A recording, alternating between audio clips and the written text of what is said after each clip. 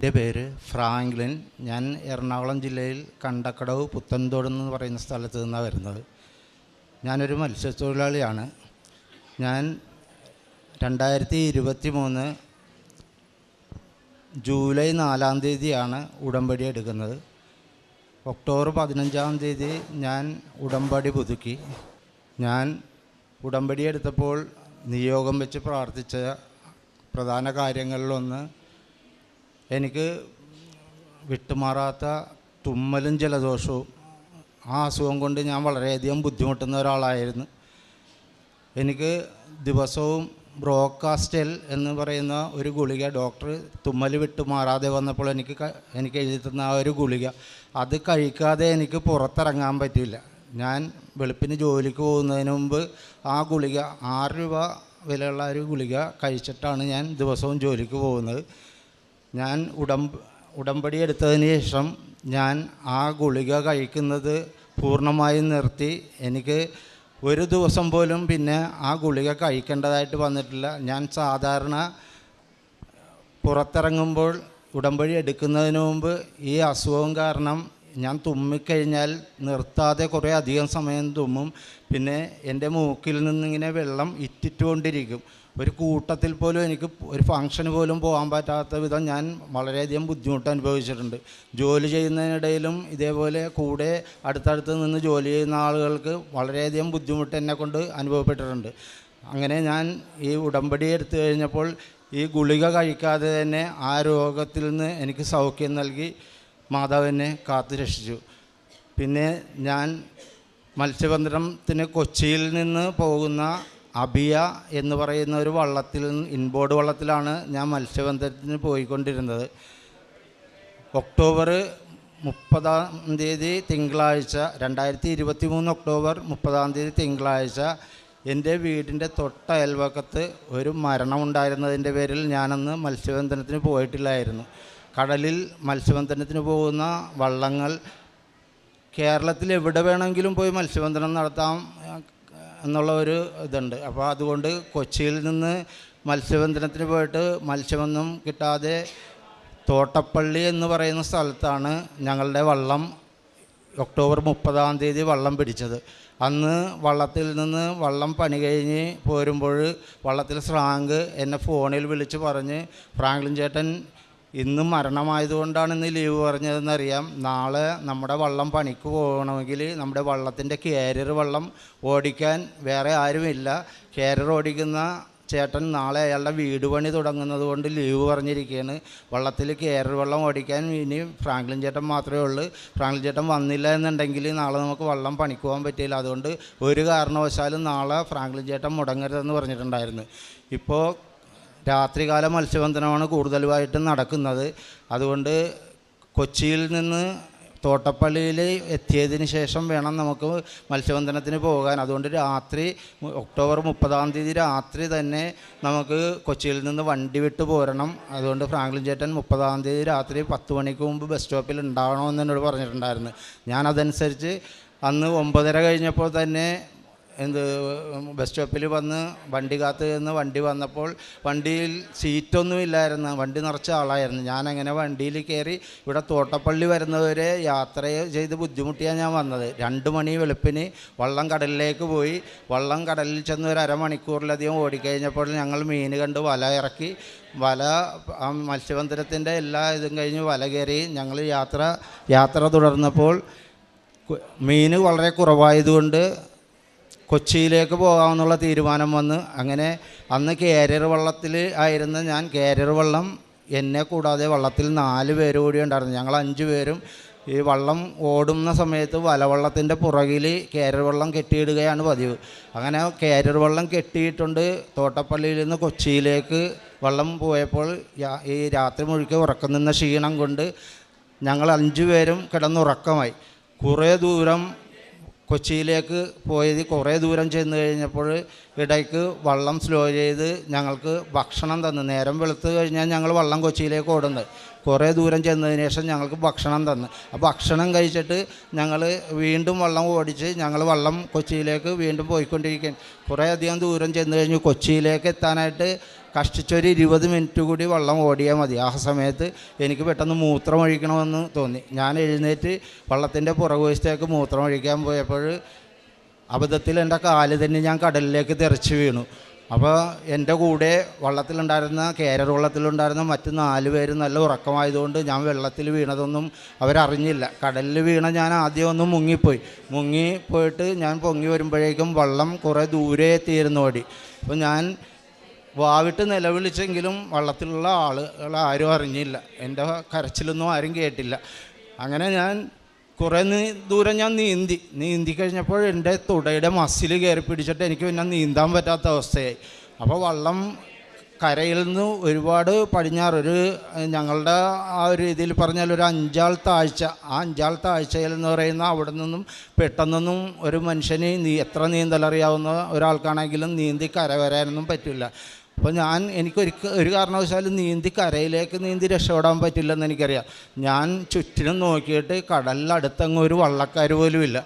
അപ്പോൾ പിന്നെ എനിക്ക് രക്ഷയ്ക്ക് വേറെ ആശ്രയമൊന്നുമില്ല. എനിക്ക് നീന്താൻ പറ്റാത്തൊരവസ്ഥ, കയ്യും കാലം കുഴഞ്ഞ് ഞാനങ്ങനെ നീന്തലറിയാവുന്നവർക്ക് അവസാനം കുറച്ച് സമയമെങ്കിലും വെള്ളത്തിൽ മലർന്ന് കിടക്കാനുള്ള ഒരു കഴിവുണ്ടാവും. അങ്ങനെ ഞാൻ കുറച്ച് സമയം വെള്ളത്തിൽ മലർന്ന് കിടന്ന് മാതാവിനെ മനസ്സിൽ വിളിച്ച് പ്രാർത്ഥിച്ചുകൊണ്ട് ഞാൻ അങ്ങനെ കടലിൽ മലർന്ന് കിടക്കുകയാണ്. കുറേ സമയം കിടന്നു കഴിഞ്ഞപ്പോൾ കടലിലെ തണുപ്പ് എൻ്റെ ശരീരത്തിനെ ബാധിച്ചു തുടങ്ങി. അപ്പോൾ എൻ്റെ ശരീരം മൊത്തം മരവിച്ച് കൈയും കാലും എല്ലാം മരവിച്ച് കഴിഞ്ഞ് ഞാൻ എങ്ങനെയും മുങ്ങി ചാവുമെന്ന് ഉറപ്പായി. ഞാൻ മാതാവിനെ വിളിച്ച് പ്രാർത്ഥിച്ചു. വീട്ടിൽ എനിക്ക് ഭാര്യയും ഒരു മോനും മാത്രമേ ഉള്ളൂ. എനിക്കൊരുപാട് കടങ്ങളൊക്കെ ഉള്ള ഒരു വ്യക്തി കൂടിയാണ്. അപ്പോൾ ഞാൻ മരിച്ചു പോയി കഴിഞ്ഞാൽ എൻ്റെ ഭാര്യയ്ക്ക് മോനോ ആരുമില്ല, അവരെ കാത്തോളുടെ മാതാവ് എന്നും പറഞ്ഞ് ഞാൻ പരിശുദ്ധ അമ്മയെ വിളിച്ച് പ്രാർത്ഥിച്ച്. പിന്നെ എപ്പോഴും എൻ്റെ ബോധം മറഞ്ഞു പോയി. പിന്നെ എനിക്ക് ഓർമ്മ വരുമ്പോൾ ഞാൻ വള്ളത്തിൽ 60ഓളം തൊഴിലാളികൾ ഞങ്ങളുണ്ട്. വലവള്ളത്തിലുള്ള ആളുകളെ കേരള ആളുകളും എല്ലാവരും കൂടി 60ഓളം തൊഴിലാളികളുണ്ട്. ഈ വള്ളത്തിലുള്ള തൊഴിലാളികളെല്ലാം വാവിട്ട് നിലവിളിക്കണ്. എൻ്റെ കൈയും കാലുമൊക്കെ 4 പേരുടെ കയ്യിൽ അവർ തിരുമ്മി ചൂട് പിടിപ്പിച്ചുകൊണ്ടിരിക്കുകയാണ്. പിന്നെ എൻ്റെ വയറും നെഞ്ചുമൊക്കെ അവർ അമർത്തണ്. ഒരാളെൻ്റെ വായിൽ കൂടി കൃത്രിമ ശ്വാസം തന്നുകൊണ്ടിരിക്കുകയാണ്.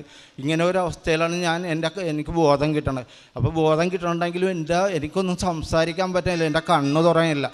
എൻ്റെ നെഞ്ചും വയറുമൊക്കെ ഗ്യാസ് തിങ്ങി ഇങ്ങനെ വീർത്തിരിക്കണേ. ഞാൻ 2 പ്രാവശ്യം വൊമിറ്റ് ചെയ്ത് കഴിഞ്ഞിട്ട് പിന്നെ എന്നെ കരയിൽ ഫോർട്ട് കൊച്ചിയിൽ കൊണ്ടുവന്നിട്ട് പോലീസ് ജീപ്പിന് കയറ്റി ഫോർട്ട് കൊച്ചി താലൂക്ക് ആശുപത്രിയിൽ കൊണ്ടുപോയി. അവിടെ എനിക്ക് ഫസ്റ്റ് എയ്ഡ് വന്നതിന് ശേഷം എറണാകുളം ജനറൽ ആശുപത്രിയിലേക്ക് ആംബുലൻസിന് എന്നെ കൊണ്ടുപോയി. അവിടെ ആശുപത്രി ചെല്ലുന്നതിന് മുമ്പായിട്ട് എനിക്ക് ഓർമ്മ വീണപ്പോൾ ആംബുലൻസിൽ എൻ്റെ കൂട്ടത്തിൽ എൻ്റെ വള്ളത്തിലുള്ള സ്രാങ്കും വേറെ 2 തൊഴിലാളികളും എൻ്റെ അടുത്ത് തന്നെ ഇരിക്കുന്നുണ്ട്. അപ്പോഴും അവരെൻ്റെ കൈയും കാലും ഒക്കെ തിരുമ്മി ചൂട് പിടിപ്പിച്ചുകൊണ്ടിരിക്കുകയാണ്. അപ്പം എനിക്ക് ഓർമ്മ വീണപ്പോൾ ഞാൻ സ്രാങ്കിനോട് ചോദിച്ച്, സ്രാങ്കെ, നിങ്ങൾക്ക് കടലിൽ എന്നെ എവിടുന്നാണ് കിട്ടിയത്? എൻ്റെ ഓർമ്മ പോകുന്നത് വരെ കടലിൽ ഒരാളും ഇല്ലായിരുന്നു എന്ന് പറഞ്ഞു. അപ്പോൾ സ്രാങ്ക് പറഞ്ഞ്, വള്ളം ഓടി കുറേ ദൂരം ചെന്നതിന് ശേഷമാണ് കൂടെ ഉറങ്ങിയിരുന്ന ഒരാൾ ഉണർച്ച വീണ് വെള്ളം കുടിക്കാൻ എഴുന്നേറ്റാണ്. അപ്പോൾ കൂടെ കിടന്നിരുന്ന 5 പേരിൽ ഒരാളെ കാണാനില്ലെന്ന് കണ്ട് അവർ ബാക്കി 4 പേരും കൂടി വാവിട്ട് നിലവിളിച്ച് ഉറക്കെ ഒച്ച വെച്ച് നിലവിളിച്ച് കഴിഞ്ഞപ്പോൾ വലവള്ളത്തിലുള്ള ആളുകളുടെ ശ്രദ്ധയിൽപ്പെട്ട് അങ്ങനെ വള്ളം സ്ലോ ആക്കിയിട്ട് കാര്യം തിരക്കി കഴിഞ്ഞപ്പോൾ അവർ പറഞ്ഞ് ഫ്രാങ്ക്ലിൻ ചേട്ടൻ മിസ്സിങ് ആണെന്ന് പറഞ്ഞു. വള്ളത്തിൽ ആരും ഫ്രാങ്ക്ലിൻ ചേട്ടനെ നോക്കിയിട്ട് കാണാനില്ല, കടലിൽ വീണു പോയെന്നാണ് തോന്നുന്നത്. എപ്പോൾ എവിടെ വെച്ചാണ് വീണു പോയതെന്ന് അറിയില്ല, ഞങ്ങളെല്ലാം നല്ല ഉറക്കത്തിലായിരുന്നെന്ന് പറഞ്ഞ്. അപ്പോൾ സ്രാങ്ക് പറഞ്ഞ്, ഈ ആളില്ലാതെ എനിക്ക് കരച്ചെല്ലാൻ പറ്റില്ല. ഈ ആൾ നഷ്ടപ്പെട്ടിട്ടാണ് കരച്ചെല്ലുന്നതെങ്കിൽ ഈ ആളുടെ ബന്ധുക്കളെല്ലാം കൂടി വന്ന് എന്നെ തല്ലിക്കൊന്നുകളെ. പിന്നെ പോലീസിൻ്റെ ഭാഗത്തു നിന്നുള്ള ചോദ്യം ചെയ്യൽ, എൻ്റെ ലൈസൻസ് കട്ട് ചെയ്യും. പിന്നെ ഈ വള്ളം നിയമപരമായ എല്ലാ കുരുക്കുകളും കഴിഞ്ഞിട്ട് പിന്നെ 1 മാസമെങ്കിലും കഴിയാതെ വള്ളം പിന്നെ മത്സ്യബന്ധനത്തിന് പോകാൻ പറ്റില്ല. ഇങ്ങനെയുള്ള കാര്യങ്ങളെല്ലാം ഓർത്ത് കഴിഞ്ഞപ്പോൾ എൻ്റെ കൈയും കാലും വിറച്ച്. അങ്ങനെ വള്ളത്തിലാണെങ്കിൽ ആളെ നഷ്ടപ്പെട്ട് പറഞ്ഞിട്ട് കൂട്ടം നിലവിളിയാണ്. അങ്ങനെ ഈ ആളെ തിരഞ്ഞ് 2ാമത് വന്ന വഴി തിരഞ്ഞു പോകണമെങ്കിൽ എവിടെയാണ് ആൾ പോയതെന്ന്, കടലിൽ വീണു പോയതെന്ന് അറിയില്ല. അപ്പോൾ അതുകൊണ്ട് ഈ ആളെ കണ്ടെത്തണമെങ്കിൽ വള്ളം തിരിച്ചോടിക്കാനായിട്ട് വള്ളത്തിൽ ഡീസൽ കുറവാണ്. അപ്പോൾ വയർലെസ്സിലാണ് വള്ളക്കാർ അങ്ങും മറ്റുള്ള വള്ളക്കാരെ വിളിച്ച് എന്തെങ്കിലും അത്യാവശ്യ കാര്യങ്ങളൊക്കെ വിളിച്ച് പറയുന്നത്. അങ്ങനെ മറ്റുള്ള വള്ളക്കാരുടെ സഹായം, ആളെ തിരയുന്നതിന് മറ്റുള്ള വള്ളക്കാരുടെ സഹായം ചോദിച്ചും ഞങ്ങൾക്ക് വള്ളം ഈ ആളെ തിരഞ്ഞു പോകണമെങ്കിൽ കുറച്ച് ഡീസൽ തന്ന് സഹായിക്കണമെന്നും പറഞ്ഞ് ബിൻസിമോളെന്ന് പേരുള്ള ഒരു വള്ളത്തിനെ വിളിച്ച് ആ വള്ളം കൊണ്ടുവന്ന് ഞങ്ങളുടെ വള്ളത്തിന് 50 ലിറ്റർ ഡീസൽ തിരച്ചിലിന് വേണ്ടിയിട്ട് 50 ലിറ്റർ ഡീസൽ കൊടുത്ത് സഹായിച്ച് കൂടെ ആളെ തിരയാൻ വേണ്ടി ആ വള്ളവും കൂടി. എന്നിട്ട് വീണ്ടും നഷ്ടപ്പെട്ടു പോയ എന്നെ തിരഞ്ഞവർ വീണ്ടും കടലിൽ തിരിച്ചോടി വരുമ്പോൾ കുറച്ച് ദൂരം ഒരു 10 മിനിറ്റേ ഓടിയുള്ളെന്ന് പറയണം. അപ്പോൾ ഈ കടലിൽ ഈ ഒക്ടോബർ നവംബർ മാസങ്ങളിലൊക്കെ കടലിലെ വെള്ളം എന്ന് പറഞ്ഞാൽ സ്വിമ്മിംഗ് പൂളിലെ വെള്ളം പോലെ നല്ല തെളിഞ്ഞ വെള്ളമായിരിക്കും. അപ്പോൾ ഈ വെള്ളത്തിൽ ഇപ്പോൾ കടലിലും കായലിലുമൊക്കെ പായൽ ഇങ്ങനെ പൊങ്ങി നടക്കണ പായലൊക്കെ ഉള്ള സമയം കൂടിയാണ്.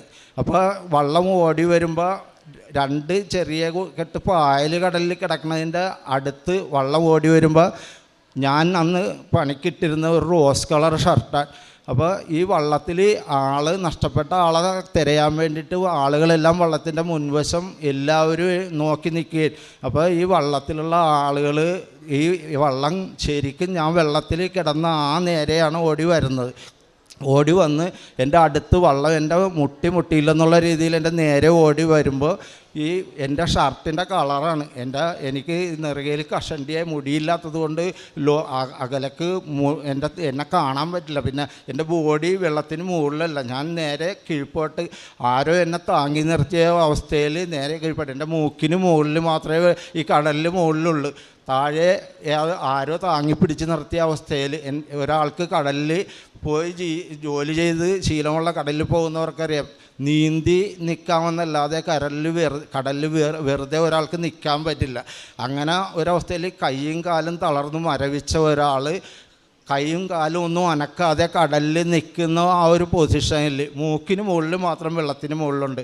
അപ്പോൾ എൻ്റെ ഈ ഷർട്ടിൻ്റെ കളറ് കണ്ടിട്ടാണ് ആളുകൾ ഇത് നമ്മുടെ ആളാണ് കടലിൽ കിടക്കുന്നത്, മുങ്ങി താഴാൻ പോയാണ്, സാങ്കേ വള്ളം സ്ലോ ചെയ്യുമെന്നും പറഞ്ഞ് ഉറക്കെ നിലവിളിച്ച് കഴിഞ്ഞപ്പോൾ വള്ളം സ്ലോ ചെയ്ത് പിന്നെ വള്ളത്തിലുള്ള ആളുകളെല്ലാം കൂടി കടലിലേക്ക് എടുത്ത് ചാടി എന്നെ പിടിച്ച് ഒരു തെർമോക്കോളിൻ്റെ പൊന്തിലാദ്യം പിടിച്ച് കയറ്റിയിട്ട് അവിടെ നിന്ന് തന്നെ വള്ളത്തിലേക്ക് എടുക്കുമ്പോൾ എൻ്റെ ശരീരം മൊത്തം ഐസ് പോലെ മരവിച്ചിരിക്കുകയാണ്, അബോധാവസ്ഥയിലാണ്. ഈ അബോധാവസ്ഥയിലായ ഒരാൾ, ശരീരം മൊത്തം മരവിച്ച ഒരാൾ ഈ കടലിൽ എങ്ങനെ കീഴ്പോട്ട് പോകാതെ നിന്നെന്നുള്ളത് ഭയങ്കര ഒരു അതിശയമാണ്, ഒരു ദൈവികമായ ഒരു ഇടപെടലാണ് അത് നടന്നതെന്ന് വള്ളത്തിലുള്ള 60ഓളം തൊഴിലാളികളും നേരിൽ കണ്ട ഒരു കാഴ്ചയാണ്. അപ്പോൾ എനിക്ക് ബോധം വന്ന് ഓർമ്മ വന്ന് ഞാൻ സംസാരിക്കാൻ തുടങ്ങി കഴിഞ്ഞപ്പോൾ പറഞ്ഞ് ഫ്രാങ്ക്ലിൻ ചേട്ടൻ്റെ 2ാം ജന്മമാണിത്, ഫ്രാങ്ക്ലിൻ ചേട്ടനെ ഞങ്ങൾക്ക് തിരിച്ചു തന്നത് ദൈവം തന്നെയാണെന്ന് ഞങ്ങൾക്ക് തീർച്ചയാണെന്ന് പറഞ്ഞു. ഞാൻ പറഞ്ഞ് എൻ്റെ പരിശുദ്ധ അമ്മയാണ്, കൃപാസന മാതാവാണ് എന്നെ രക്ഷിച്ചതെന്ന് എനിക്ക് നല്ല ബോധ്യമുണ്ടെന്ന് പറഞ്ഞു.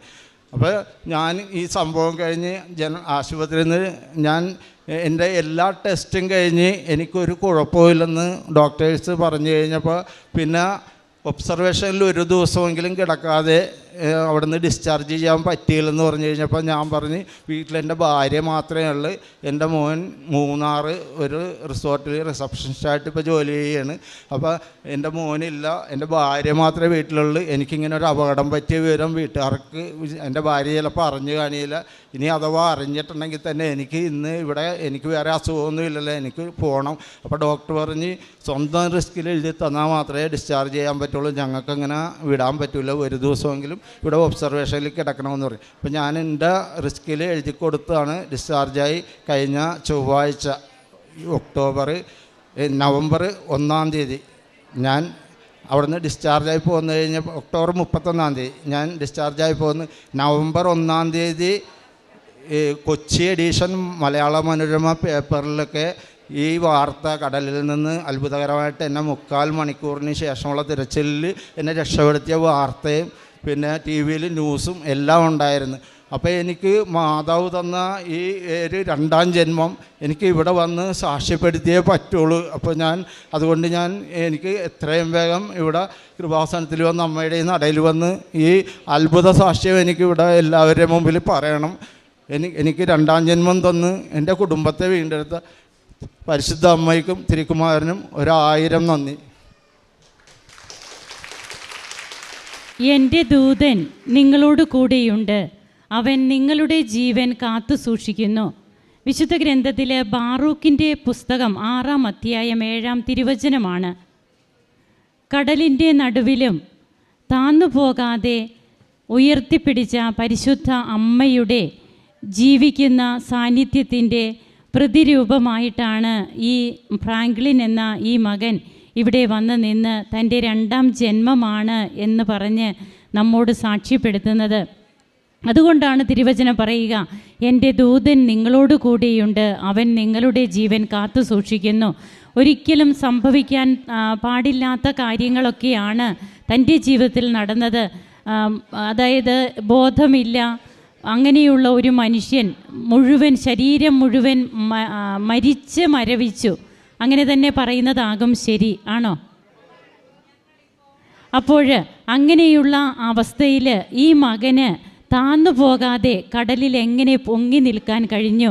അതും മൂക്ക് മാത്രമേ, മൂക്കിൻ്റെ മുമ്പോട്ടുള്ള ഭാഗങ്ങൾ അത്ര മാത്രമേ കാണുന്നുള്ളൂ. ആ മകനെ കണ്ടു കിട്ടുന്നതിനൊന്നും യാതൊരു സാധ്യതയുമില്ല. എന്നാൽ എവിടെയാണോ ഈ മകൻ അങ്ങനെ നിന്നത് ആ സ്ഥലത്തേക്കാണ് ബോട്ട് ഓടിച്ചു വരുന്നതും പിന്നീട് തൻ്റെ പിന്നീടുണ്ടായ കാര്യങ്ങളൊക്കെ എങ്ങനെയാണെന്നുള്ളത് നമുക്ക് മനസ്സിലായി. അനുഭവ സാക്ഷ്യത്തിലൂടെ നാം കേട്ട് കഴിഞ്ഞതാണ്. നമ്മുടെ ജീവിതത്തിൽ കടലിൻ്റെ നടുവിലും നാം എവിടെയാണോ ICUവിലോ അല്ലെങ്കിൽ ഏതൊക്കെ അവസ്ഥയിലാണോ അവിടെയൊക്കെ വരുന്നത് നമ്മുടെ അമ്മ തന്നെയാണ്, സ്വർഗീയ അമ്മ. അമ്മ ഇങ്ങനെ നമ്മുടെ കൂടെ സഞ്ചരിക്കുന്ന അമ്മയാണെന്നും യാത്ര പോരുന്ന അമ്മയാണെന്നും ശുശ്രൂഷിക്കുന്ന അമ്മയാണെന്നുമൊക്കെ ബൈബിള് തന്നെയാണ് നമ്മോട് പറയുന്നത്. ഈ മകന് കിട്ടിയ രോഗസൗഖ്യവുമൊക്കെ എന്താണെന്ന് നാം അതിനു മുമ്പ് അത് പറഞ്ഞുകൊണ്ടാണ് പിന്നീട് തനിക്ക് കിട്ടിയ അത്ഭുതകരമായ തൻ്റെ ജീവൻ തിരിച്ചു കിട്ടിയ ഈ ഒരു അനുഭവ സാക്ഷ്യം ഇവിടെ പങ്കുവെച്ചത്. നമുക്ക് ഈ കുടുംബത്തെ രക്ഷിച്ച, ഈ മകനെ താങ്ങായി തണലായി കൂടെ നിന്ന പരിശുദ്ധ അമ്മയുടെ സാന്നിധ്യത്തിന് ഈശോയ്ക്ക് നിറഞ്ഞ കരങ്ങൾ അടിച്ചുകൊണ്ട് നമുക്ക് നന്ദി പറയാം, ദൈവത്തെ മഹത്വപ്പെടുത്താം.